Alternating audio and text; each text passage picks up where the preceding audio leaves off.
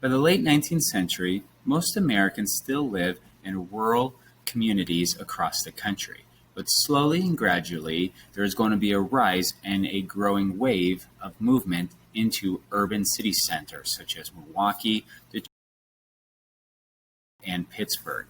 Within these cities, people are going to find jobs. They are going to find new types of products and goods to consume and purchase. They are going to find new types of transportation.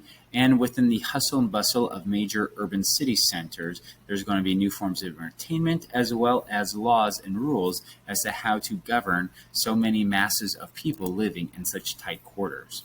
Within this era known as the Gilded Age, things are moving faster, things are happening quicker, and changing constantly. And more affordable, the natural resources within the U.S. are going to provide the production for many of the raw materials that are going to develop new buildings and allow mass transportation and communication across the country to occur.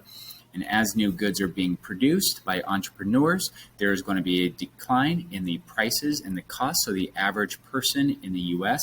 can afford these goods.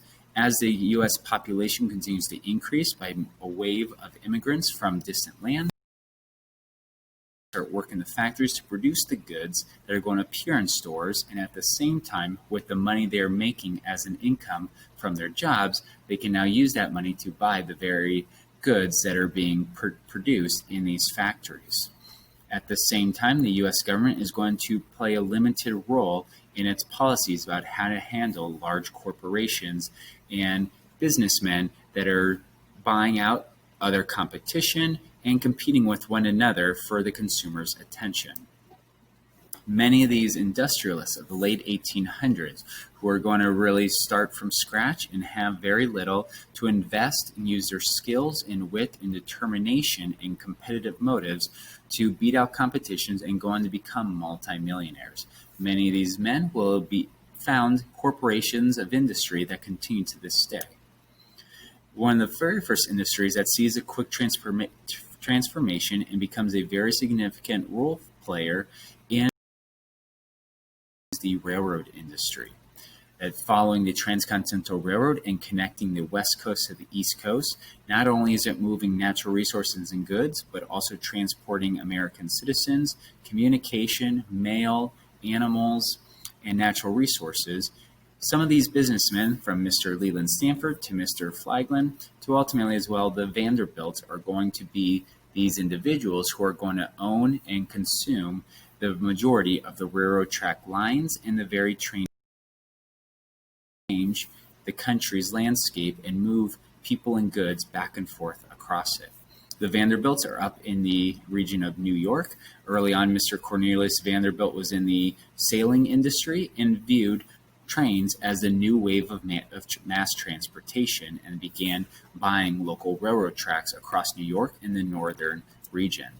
In time, he would have funded and constructed a new train station in New York City for this massive railroad tracks going in and out of the Northeast, and would lead to the creation of Grand Central Station that we have today.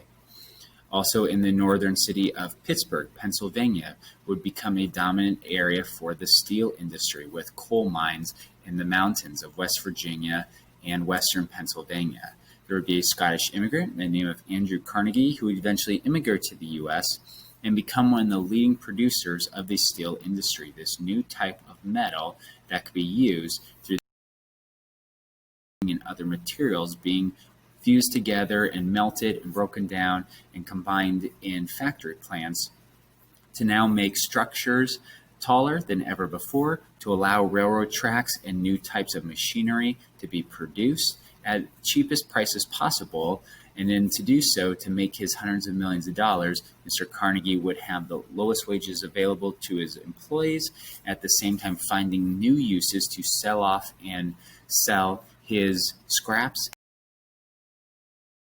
that he was using to produce his steel, so he could always find a way to acquire as much income with all the resources at his disposal without wasting anything and letting it be inefficient.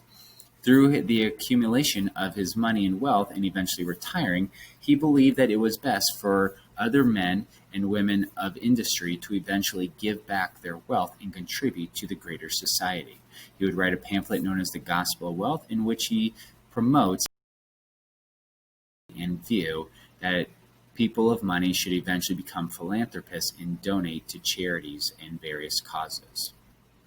Mr. Carnegie himself, being in the steel industry, originally helped fund some of the first railroads that would go west of the Mississippi River. He actually paid to have a replacement serve in his stead during the American Civil War, married a woman 20 years younger than he was after the passing of his mother, and nearly over $300 million during his lifetime would be donated to various causes and charities. That while he was there in Pittsburgh, Pennsylvania, the steel industry and achievements of mankind, yet also believing that man shouldn't just be held in bondage to the money and wealth that they were producing, but in time should give it back. And so Pittsburgh, Pennsylvania would become the center of Carnegie's massive steel industry, in which you have a variety of workers and immigrants working in very difficult and tough working conditions. It was hot in the summertime, very dangerous in wintertime, at nighttime, during the day. After being in there long hours, accidents could take place. And because of the poor treatment toward his employees and the image of him acquiring so much wealth at their expense, Mr. Carnegie and others would eventually donate their money to fund various community projects and efforts in the United States. Mr. Carnegie himself is most famously known for helping establish most of the free public libraries in most American cities. Yet at the same time, many of his employees would go on strikes, the most famous Homestead, Pennsylvania, in which nearly 4,000 of his workers refused to work for over 100 days. Mr. Carnegie himself would ultimately have other replacement workers go into those factories, and the union strikers out trying to actually attack the factory were then being blocked by hired police agents from Carnegie's steel company known as Pinkertons. And through the deaths of many of the union workers and attacks on these Pinkertons, there would eventually be two groups, as Mr. Carnegie would try and prevent future employees from ever joining unions and try and disrupt the production of goods. Outside of Pittsburgh, Pennsylvania would be Titusville, in which the very first known oil drilling in history would occur. Oil had been discovered and known about in the past, but there was very little use for this black flammable liquid that was coming out of the earth.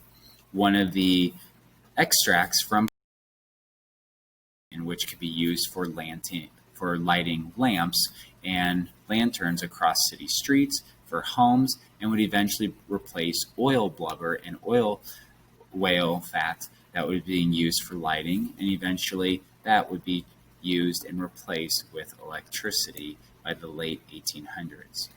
Another use for petroleum, most famously, is the conversion into gasoline for automobiles, and the key leader within the oil or petroleum known as John Rockefeller. Over the course of his lifetime, his company, the Standard Oil Company, would eventually sell their prices at so low that their competitors could no longer stay in business. They would eventually have to sell their lands and their oil fields, and his company would eventually buy them out and merge all of these companies together to the point that nearly 90% of all the oil being produced in the United States was owned under this one private company. Government's courts and lawsuits would be taken against them for having such a large monopoly and a trust of having leadership running all of these multi-companies together. Eventually, the government ruled that they should break up this large trust or monopoly, and would lead to the variation of new companies under different ownership. The largest still around today is ExxonMobil. But in that time, Mr. Rockefeller was given these very negative perceptions in the American conquering, taking over, and not really having a heart toward other businesses and competitors who were trying to make a living as well.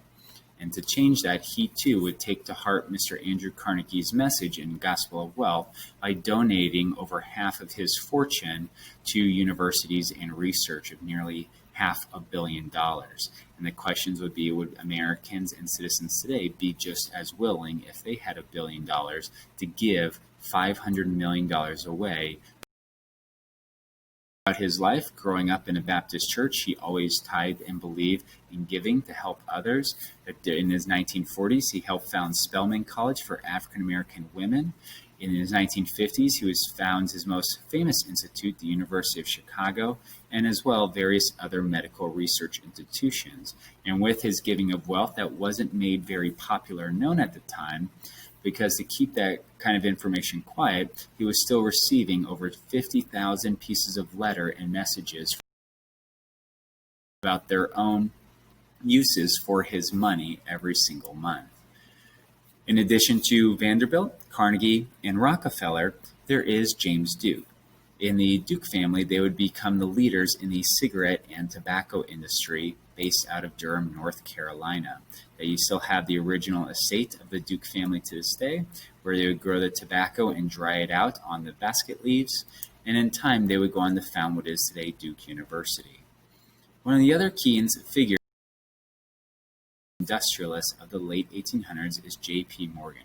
He's primarily an investor who is buying out major shares within these large corporations. In time, he would famously buy the majority shareholder stake in what would be U.S. Steel, or Andrew Carnegie's corporation, so that Mr. Carnegie went on to retire, and Mr. Morgan would take this company from over half a billion dollars in sales to over $1 billion corporation. There would be a variety of other figures who are going to invent, produce, and manage companies of industry and major company brand chains in the United States during this same time period. As particularly, you have the Philip Armour hot dog and meat packing company outside of Chicago. And that in time, many of these industrialists and robber barons are trying to defeat competition, determine the prices, and make as much wealth as they can. Others have a stake in the industries. They would ultimately try to control the entire board game and have the sole benefits from it. As these captains of industry, they are mass producing goods and making it accessible to the masses. Many viewed them as greedy by not allowing competitors to freely compete in an open market, by having low wages for their employees, questions about the environment and how they are using and destroying natural resources in the process to make more goods, by removing trees to build railroads, by putting soot into the sky from the smokestacks emitting fumes from these factories. There would also be the influence with their money and wealth on political campaigns. But in time, they would try and sway the American public's view of not seeing him as some greedy Mr. Scrooge who owns a bank, while poor Bob Cratchit works for very little money in the bank. Give their money back to found many different institutions, research centers, parks, museums, and libraries across the United States. That in time, they are going to continue to give their money and lead to over 200 different colleges and universities being erected in the United States at the turn of the century. Many of them with the names of these various capitalists of an industry, that you end up with those like Duke University, where they do it in the same neoclassic and Gothic style of European institutions to make it look like it's been around for long times and not just in the last century. Outside on the south side of Chicago, you have the University of Chicago with its libraries and dining halls.